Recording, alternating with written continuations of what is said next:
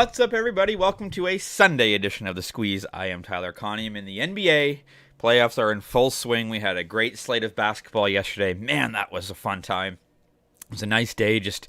We had yard work during the day, had the basketball game on in the background, and you had the Jays playing at 3 o'clock, coinciding with some of the other games, and it smelled like summer here in the greater Toronto area. It was like 27 degrees. Got to set up our patio. We got to do some grilling. And that's absolutely my favorite part about this time of year. And it starts bringing up all the nostalgic feelings of when the Raptors went on their run and the Leafs are about to embark on their run, which is, it's so wild to me. I mean, I know as a Leafs fan that they're in a playoff drought, but the last time that they won a first round matchup, I was in high school. I turned 38 years old in 2 months. And I remember very specifically the day that they played their last playoff second round game against Philadelphia. I went shopping with my buddies that day and bought an Alex McGillney jersey for the rest of their playoff run. And they got eliminated that night by Philadelphia. And they have not seen the second round since. Still have the jersey. But I was 19 years old. 18 or 9. 18, I think. So it's been a while. And so it's very hopeful. But that smell is in the air, and we had a hell of a day betting yesterday. I only had 3 bets yesterday total. Well, 4, but one of them was all the futures for the first round, so that doesn't really count. I had 3 other bets, hit all 3. So as I discussed here, we had Philadelphia and Boston, both by -2.5. Neither of those games were close, as predicted, but I didn't want to play around with any of the lines. My best Toronto bet of the day was just Blue Jays money line. That hit. And then we had the Sacramento Kings, and I feel like my analysis was pretty good on that. I said they might not dumb their way into a win in Game 1, but they're not really going to understand the depth of the Golden State Warriors in Game 1, and they're just going to win this game, and they did. They did not play scared at all. They played an incredible basketball game. Sacramento Kings, it sucks being on the East Coast. I don't get to see a lot of the West Coast teams because the game starts at 10 o'clock at night. We've got a 1-year-old. Staying up until 1 o'clock in the morning is just not a thing. But I really like the Sacramento Kings team, man. They're a good team. I don't know if they can win this series. I do think the Warriors probably end up winning out in the end, just based on experience and overall talent. But the Kings played great, so we hit that bet. So it was 3-0. It was 3 units. We were down at one point this week, 5.5, almost 6 units down. We've pulled back to a cent at 0.08 units, I think I'm down. So we're going to call it even as we head into a Sunday. And I've got something very similar today to what I did yesterday.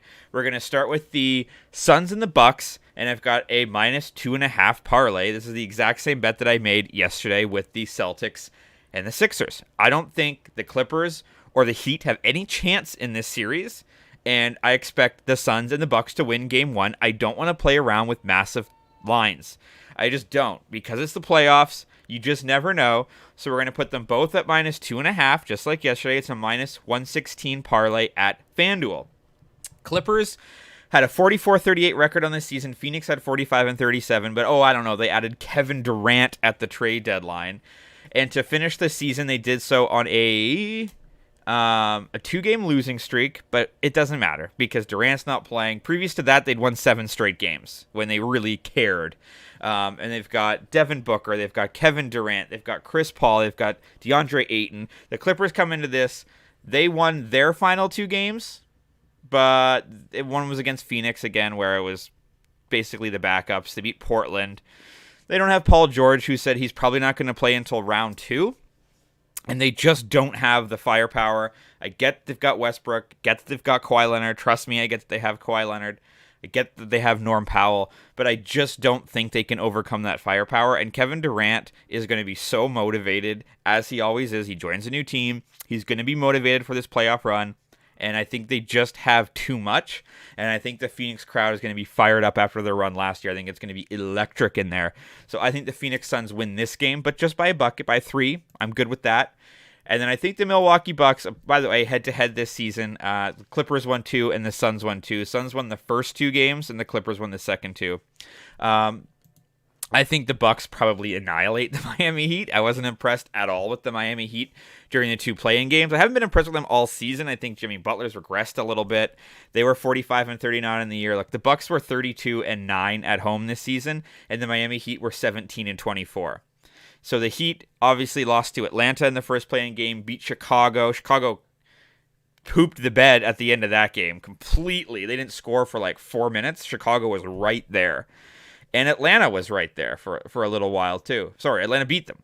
And then Chicago was right there. So I just don't understand how they're going to go into Milwaukee and do any sort of dominance. The Bucks, they finished the season with a tinkle. It was a G League team that played against the Toronto Raptors that lost. Big deal.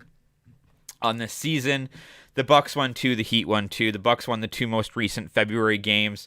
They won 123-115 and 128-99.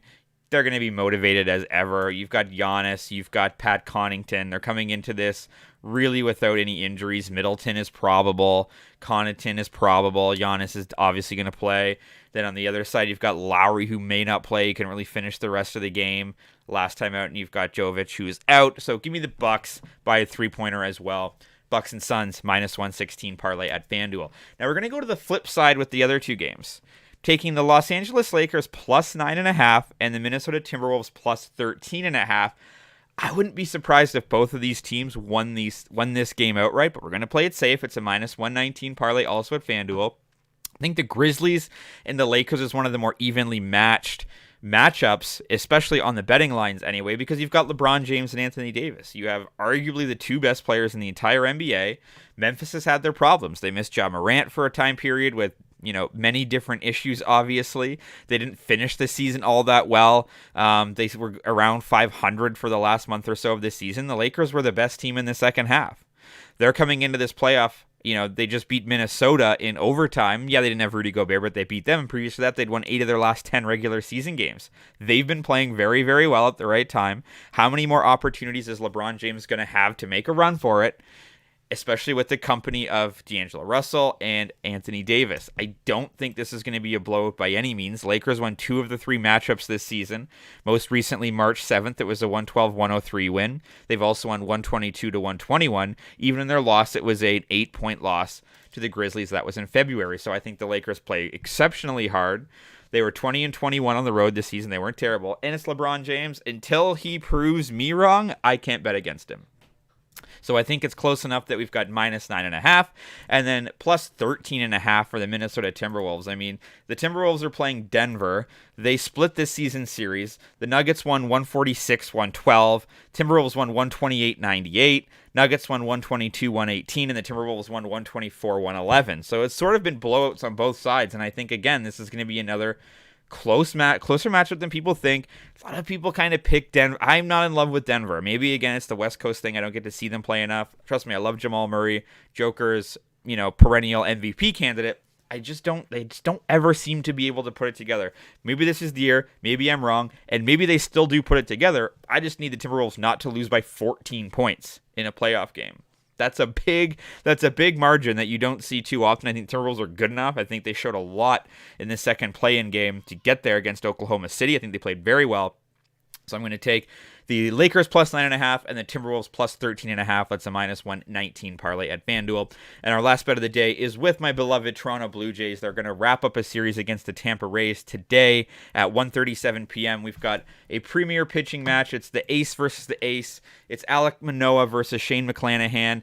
The Tampa Bay Rays came into this series 13-0. They have since lost the first 2 games to Toronto, so the Jays have beat them 2 times.